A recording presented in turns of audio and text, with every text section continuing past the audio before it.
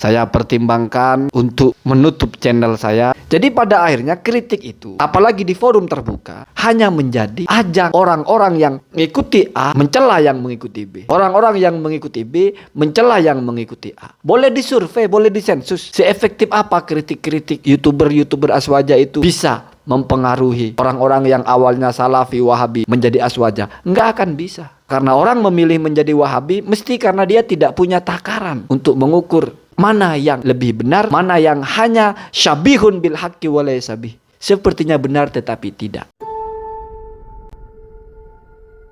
Assalamualaikum warahmatullahi wabarakatuh. Bismillahirrahmanirrahim. Allahumma sholli ala sayyidina Muhammadin wa ala alihi wa sahbihi ajma'in. Amma ba'du.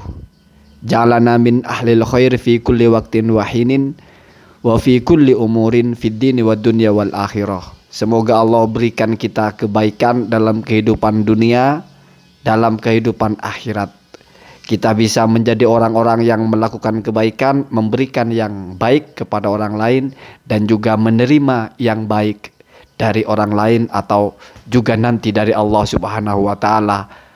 Amin, Allahumma amin. Saya pertimbangkan untuk menutup channel saya apabila para ustadz salafi wahabi itu tidak lagi menyalah-nyalahkan amaliyah orang lain. Bukan berarti mereka berhenti berdakwah. Silahkan dakwahkan apa yang kalian anggap benar, tetapi jangan ada narasi orang lain salah. Fair berbicara. Kalau kalian memang lebih memilih untuk ikut ulama kalian, silahkan. Tetapi jangan sampai ada narasi-narasi agitasi kepada umat bahwasanya hanya kalian yang benar dan yang lain salah. Karena sikap tidak menerima perbedaan itu adalah sikap orang-orang egois dan tidak pernah ada di dunia ini sesuatu yang tidak berbeda kecuali sangat sedikit sekali. Sesama muslim mesti berbeda-beda kecuali dalam siapa Tuhannya, berapa Tuhannya, siapa nabinya, apa kitab sucinya. Mungkin hanya hal-hal dalam seperti itu saja yang tidak berbeda. Sementara yang lain mesti berbeda. Kalian saja sebagai orang yang mengaku kembali kepada kitab dan sunnah, di antara kalian ulamanya berbeda-beda banyak sekali. Bahkan dalam akidah juga berbeda. Ya, Ibnu Taimiyah sangat memuji apa yang disampaikan oleh Ad-Darimi bahwa Ra'sul Jabali aqrabu ilallahi min asfaliha, ya. Puncak gunung lebih dekat kepada Allah daripada bawah gunungnya atau kaki gunung. Bahkan walau sya'allahu, ya, ayyastakirrah fi ajnihati, ya, ad-dubaba lastaqarrah, ya. Kalau Allah mau untuk nimplok di sayap nyamuk, maka Allah mesti bisa.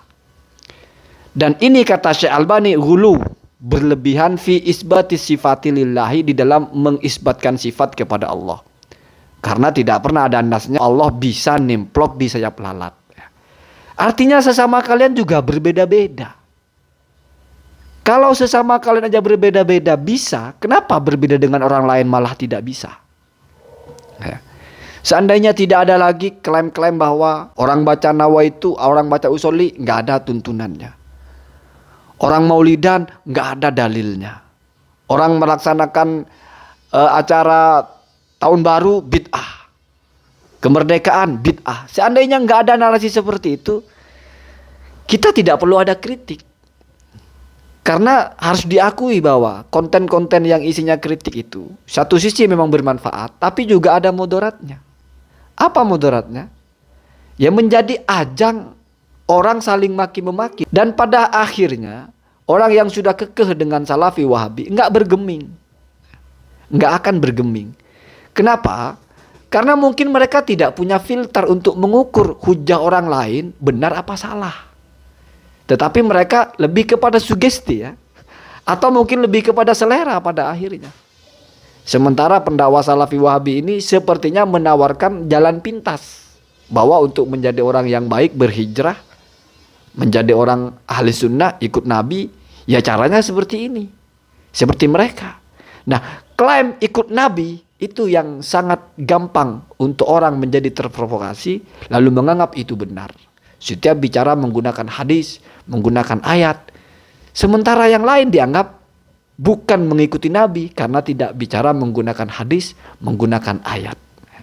Jadi di situ, kalau ketika mereka diajak untuk mengukur pemahaman satu ulama dengan ulama yang lain tentang sebuah nas, tentang sebuah teks, berarti diajak mereka untuk menyelami aqwalul a'immah, ucapan para imam, aqwalul ulama, ucapan para ulama. Ya kalau mereka tidak bisa menyelam, kita ajak menyelam, kan tenggelam akhirnya. Bukan selamat, bukan menemukan kebenaran, malah mati tenggelam. Ini realitasnya. Ya. Jadi pada akhirnya kritik itu, ya, apalagi di forum terbuka, hanya menjadi ajang orang-orang yang mengikuti A, mencela yang mengikuti B. Orang-orang yang mengikuti B, mencela yang mengikuti A. Boleh disurvei, boleh disensus. Seefektif apa kritik-kritik YouTuber aswaja itu bisa mempengaruhi orang-orang yang awalnya salafi wahabi menjadi aswaja? Enggak akan bisa. Kenapa? Karena orang memilih menjadi wahabi mesti karena dia tidak punya takaran untuk mengukur mana yang lebih benar, mana yang hanya syabihun bil haqqi wa laysa bih. Sepertinya benar tetapi tidak. Itu mudaratnya. Tetapi kalau kita mau jujur tetap ada manfaatnya. Setidaknya bagi orang-orang aswaja yang mungkin tidak pernah mengenyam pendidikan di pesantren, tidak tahu cara berhujjah, bagaimana menjelaskan dalil-dalil dari perbuatan orang-orang aswaja, maka pada akhirnya mereka dengan menonton channel-channel seperti Sani Uye misalnya, seperti A. Afandi misalnya, GMD Muslim misalnya, Abi Hamdan misalnya, ya, Ariba TV misalnya, bisa mempunyai bahan. Ya. Setidaknya sodorkan ini videonya, ini dakwahnya. Kamu bilang tidak ada dalilnya, ini dalilnya. Setidaknya memang menjadi minimal tameng untuk mereka, mengokohkan mereka, dan mungkin berdakwah secara persuasif kepada orang-orang dekat mereka. Tetap ada manfaatnya. Cuma selama ada mudaratnya, walaupun ada manfaatnya, kalau masih ada pilihan lain, ya memang sebaiknya ditinggalkan. Cari yang betul-betul bersih dari mudarat, atau setidaknya mudaratnya tidak terlalu besar.